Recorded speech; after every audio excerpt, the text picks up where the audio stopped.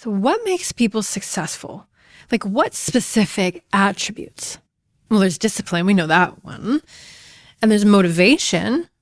There's also grit, which is your tenacity, your resilience. And a growth mindset is also a determining factor. So are these inborn?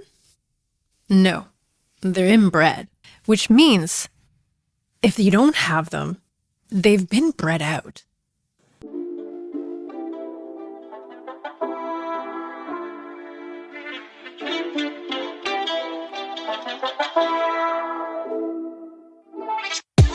You're listening to the Science and Spirit of Happy podcast, where we discuss the rational, strategic, and psychological methods, but also the deep reasons and spiritual philosophy behind being happy down to the soul. Happiness isn't just hedonism. It's not even solely personal.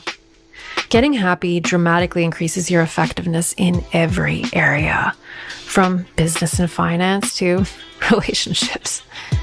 When we align with our own personal version of ideal, we end up not just happier, but healthier, more whole, more successful and richer, but even loving and loved.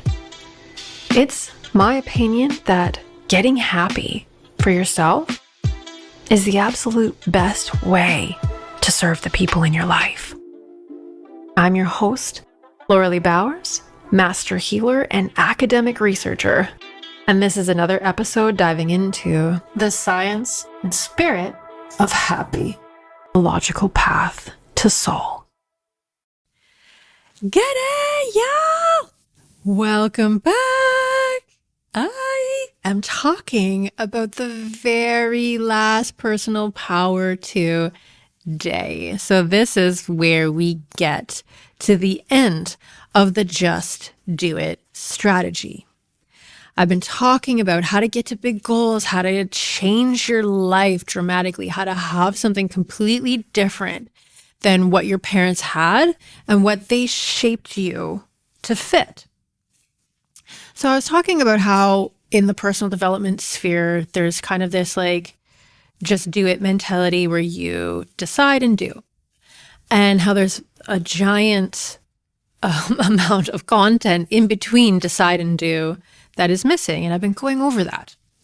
But now we're at that do step. We're in the last layer. We went through mind, heart, spirit, energy, and we're in the body. We're in the physical. When I say body, I also mean the environment. Okay. I mean the things that you do. This is the do. And when we talk about what we want, it's usually, we don't specifically talk about, oh, well, I would like to feel, open and cared for and nurtured and honored in my relationship. Like sometimes we do, but really what we want is like that person, we want like that person to have that relationship with. Or we talk about, what we want in a career. We're not talking about like feeling a sense of like purpose and fulfillment in our work every day. We're talking about, our income or the specific position that we want or the business that we want to run. So when we're talking about the things that we want, this is really where it comes down to, okay, we want that house, we want that spouse, we want the body, we want the bank balance. These are the things that we want. And while there's a lot to it for why we want it, when we're talking about what we want, we're talking about this layer. We're talking about the physical. You want the people in your life. We want the things. We want to be enjoying the life that we want to live. And it's not shallow. There's so much behind it. And I feel like I should have explained that. That should be obvious after we've gone through all these personal powers, that when we get to the last one, which is bounty, when we get to the last personal power of abundance, of living in a world that is full to the brim with wonderful stuff, I hope that I've imparted the messaging that there's a lot behind this. This isn't about the stuff.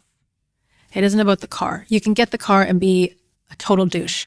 You could get, you could have an amazing partner and be an absolute D-bag. Okay. People do it every day. It's not about the stuff. You get the house and then you fill it with dysfunction. It's not about the stuff. Okay. There's a lot of really, really meaningful, deep things that go into the stuff. If you're going to get the stuff and keep the stuff, or if you're going to get the stuff and it's going to feel fulfilling, it's going to be happy. This is the science and spirit of happy. Okay. We're talking about fulfillment. We're talking about sustainable dreams. We're talking about the things that align with us that make us feel good. But we are talking about the things. So what gets the things? I think that, I'm just like kind of going over personal development and professional development content. The discipline and motivation thing constantly comes up. There's also like a passion thing that also comes up. But I think I explained passion in the last personal power and where that comes from, where inspiration comes from, the last personal power of beauty.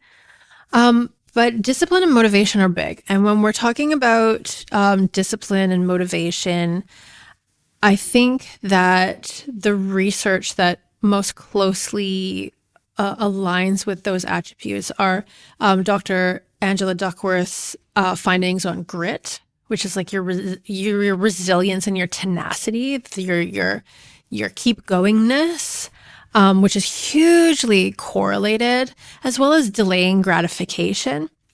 This is also correlated to success. So, if you can not have one marshmallow now, if you can resist having one marshmallow now so that you get 2 marshmallows later, then that means that, you're probably more likely to invest your money now instead of buying like the new shirt.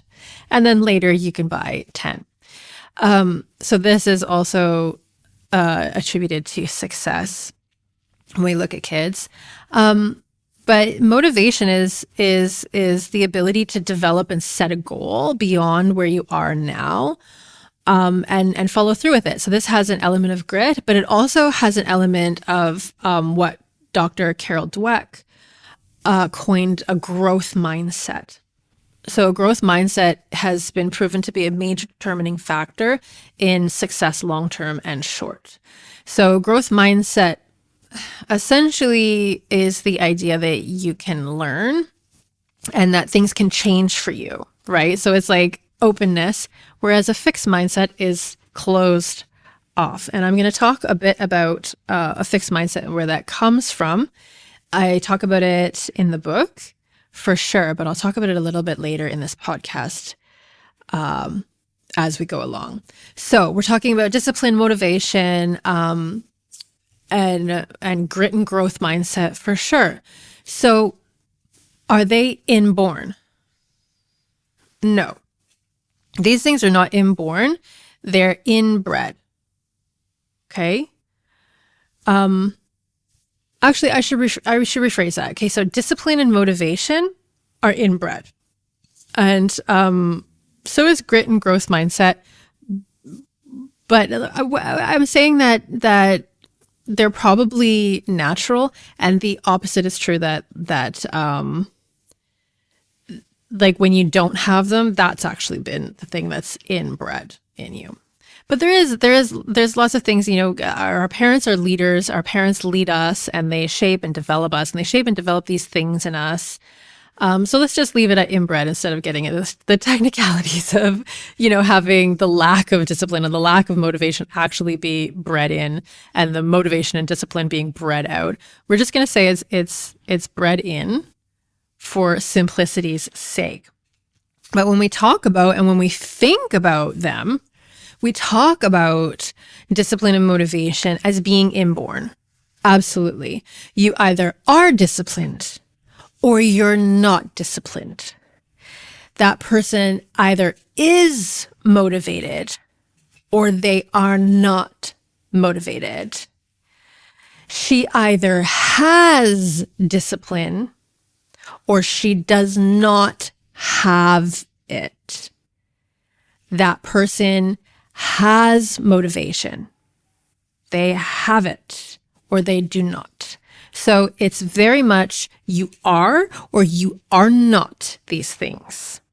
You possess it or you do not. The way that we talk about them is absolutely from a fixed place, from a fixed mindset place. So if we're talking culturally, we're really culturally sending the message to anybody whose parents imparted a fixed mindset on them. As a society, we're reinforcing it. So why don't we say, her discipline is really well developed, or his motivation skills are lacking, or wow, that kid is really in touch with their motivating factors. Wow, you've really developed your discipline. How would you think of discipline and motivation if they were spoken of as things that people had pursued, things that people had gathered, things that people have developed, things that people had grown into, that these were skills that you could also develop, just like taking a computer course. You could develop these skills. You could take a motivation course and come out the other side understanding how to do motivation. Well, this is true. This is more true. And this is what I do. This is more true than someone have or have not. But why do we talk about it that way then? Because having or have notting things like discipline and motivation and a growth mindset and grit, I mean, it statistically kind of is true, because the pervasiveness of the legacy of how we were parented is so all-consuming at present, because we don't have the wisdom for everybody to dive in and undo the damage that their parents have done or the ways that they have hindered them. We talk about these built-in character traits that were inbred, that were inbuilt into us as nature, not nurture. For most people, this is true. At this time, without the wisdom to nurture these skills in ourselves after childhood, in adulthood, it's too late. It's too late. And don't worry, I don't want to get down on you. That's why we're here, okay? That's why I'm here. That's why I'm here doing this. It's not too late. Here's a shocker. Grit and growth mindset research was initially done on children. Okay, so the delaying gratification, the way that they measured this was the marshmallow test. I'll give you one marshmallow now if you can wait, 10 minutes or whatever the time was. I'll give you 2 marshmallows or 3 marshmallows. These indicators, when they measure that a child could delay gratification or have a growth mindset versus a fixed mindset, or have tenacity, have that grit factor. They could tell how well a kid would do in school, but also how well they would do in life just by these character traits. And for all the, determinists out there getting on my back right now, even a genetic predisposition for whatever character trait can be helped or hindered by parenting. Nobody's genetic code dictates the person that they're going to be. And if you want any backing on that, just consume any and all of my content, because it's constantly what I talk about, how malleable everything is. So what kind of parenting nurtures a growth mindset, or grit and tenacity, or delaying gratification, the ability to, go through minor discomforts to get more comfort in the end, to get, a prize at the end of it, or motivation, or discipline along the path. The parenting style that nurtures all of these things, which are totally correlated, if not causal links to success, is one founded in the personal power of bounty. Okay? the personal power of bounty will open up a world for a child to grow and develop in these ways. So did your parents live in an abundant world or a scarce one? Did your parents live in a helpful world or a dangerous one? Did they live in a world full of opportunities, or did they live in a world of lack? A world where you could learn and grow and carve out a path of your own making? Or one where you had to settle for whatever you'd been given? Either your parents really believe the adage that you can do whatever you want to do, you can be whatever you want to be, the one that we plaster all over messaging aimed at children, or they didn't. That reality, their reality, was imprinted on you either way. And it's so deep, you would likely take for granted that it is objectively true. Just like they did.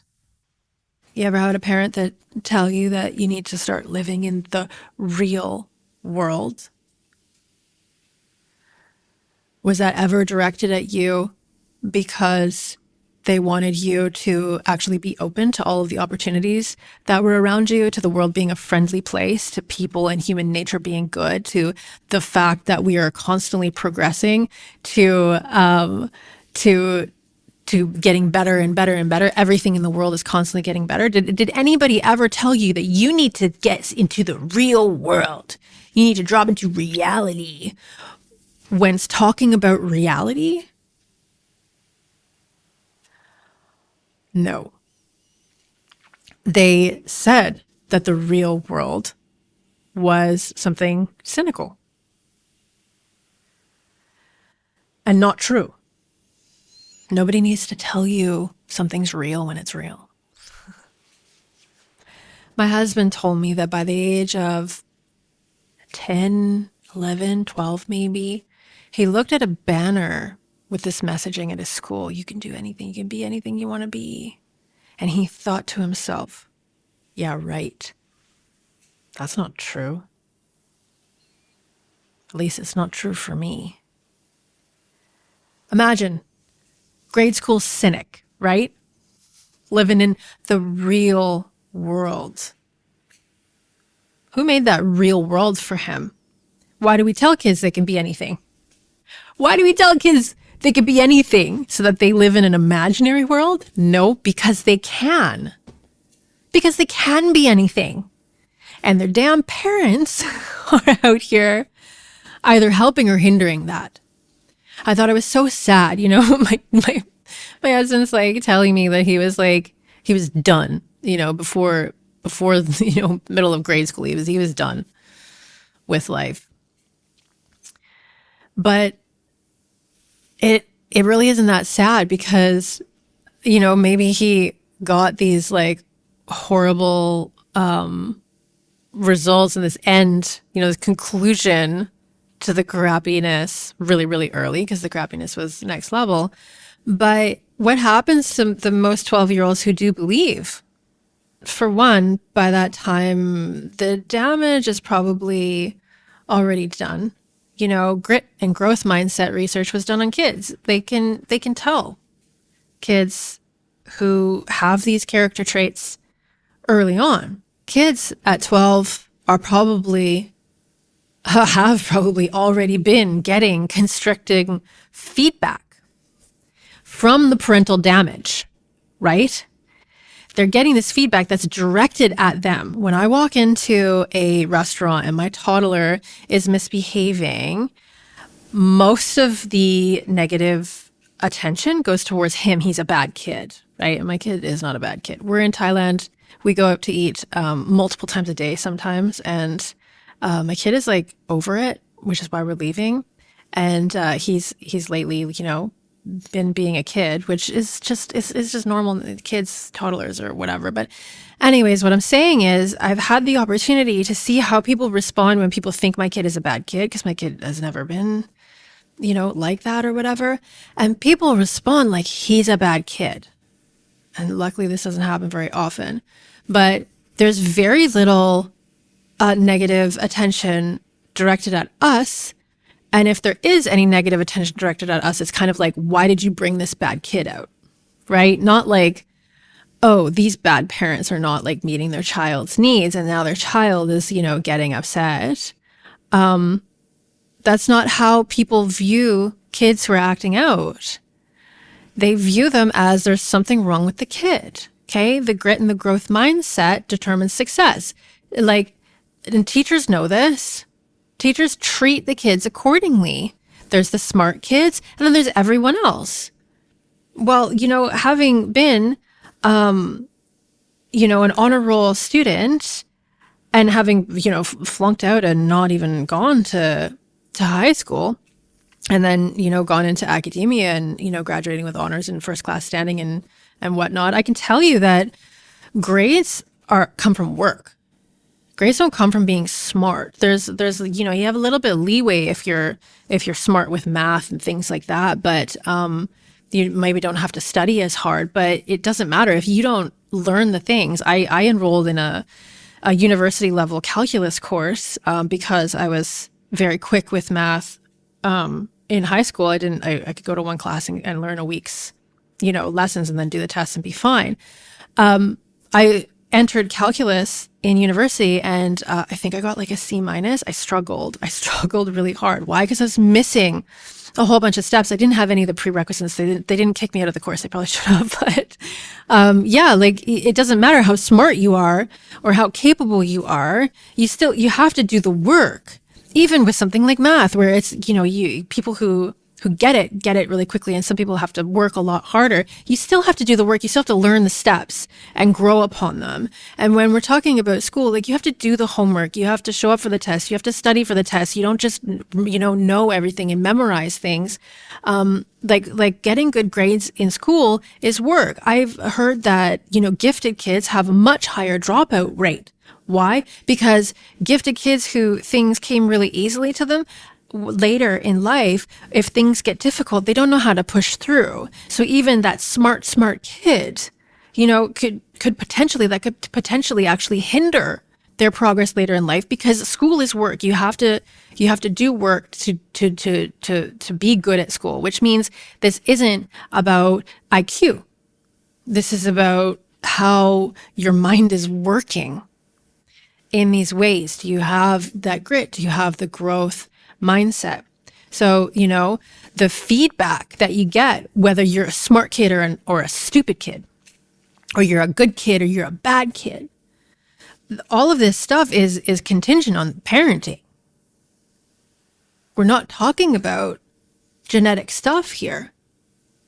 And the feedback reinstalls that messaging that it's not for you. Success isn't for you, right? You're not the smart kid. You're not the good kid. You're not the kid the teacher likes. And that belief is constricting. And 3, by the time the bad parenting actually takes effect, so the damage is long gone.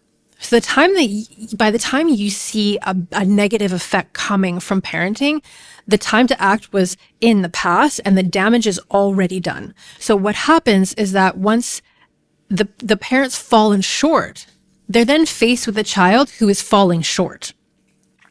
And the child is not a fantastic person.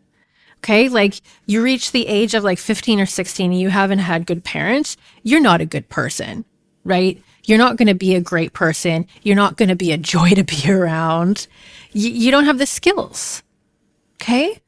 Maybe you'll have a lot of shortcomings, that you've taken on to deal with all of this stuff that you've been going through all of your life, and the constricting beliefs in the family life and all the crappy outer relationships that you're having because of the crappy, inner relationships that were modeled. They're now affecting you. So you're this person, or the kid ends up being this person who's not a phenomenal person to be around, that's not easy to work with, that doesn't have the skills to get along, as maybe has a lot of skills that are just crappy. And the parent still doesn't have the skills to parent the child. Well, what happens then? What I see people doing, adults doing, when my child is having a hard time, they blame the kid. And then they have proof. Well, you are a bad kid. You are a dumb kid. And then it turns into, well, you could have done anything, but you didn't have the discipline. You didn't have the motivation. You didn't have the passion. You weren't smart enough. You didn't have the money. You didn't have the producer. You didn't have the studio. That's from a previous episode where people saying that they could be better than Bieber if they had XYZ. This is what it comes from. This is what it comes down to. You start with, you could do anything. And then that kid goes through life and they say, well, I could have done anything, but I didn't have XYZ. But what they didn't have was a parent who is a leader, who is a good leader. All this stuff is natural when you live in an abundant world where you can be yourself. The last personal power is bounty. And this is where all action comes easily. But it can't really be developed without all the other personal powers. And I'm going to go through the whole step in the next episode. So make sure you tune in. I'll go through all the steps. But think, what would you do right now if you believed the world was on your team and it was full to the brim with opportunity, that your dream was totally possible? Now, the thing that you want, it was totally possible. Not only it was probable right now. What would you be doing? If you believe that there's nothing but opportunity out there, what would you be doing? Exactly. You'd be doing all the things that you need to do to get to the place that is going to deliver you to all of your goals and all of your life. Whenever I feel procrastination, I look at my bounty personal power. This is a step-by-step process. It takes a whole year in my membership. But the reason that I don't talk about discipline and motivation or delaying gratification is because it's not necessary. It's natural when you are back in alignment. You were knocked out of alignment from, whatever. I'm not going to call it like from lacking parenting. Okay. We'll just call it bad parenting, except it doesn't mean, except it doesn't take really bad parenting to do this. Okay. It could be just normal parenting. It's knocked you out of alignment. Beauty equals alignment of all the other parts of you and living in it, right? Your true form. That's beauty, the personal power of beauty, of body, of environment. The personal power of bounty is alignment of all that you are with all that is out there. So like your life, living in this beautiful, abundant place. These are the personal powers of the physical realm.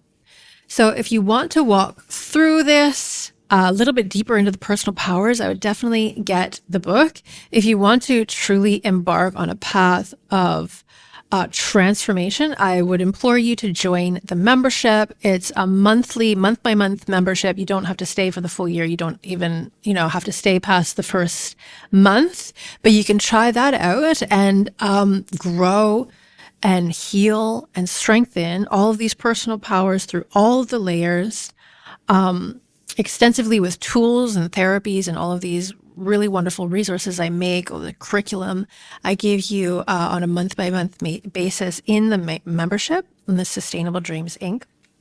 And I hope to see you there. I hope to see you in all of these places. I hope to see you in the book. I hope to see you in the membership. And I hope to see you next week, where I dive into this step-by-step path, where I talk a little bit about how all of these personal powers link together to make you an unstoppable force towards creating the life that you've dreamed of, maybe the life that you're even scared to dream of, just the best fullest, most beautiful, bountiful life you can imagine. So until next week, or until I see you elsewhere, g'day, y'all.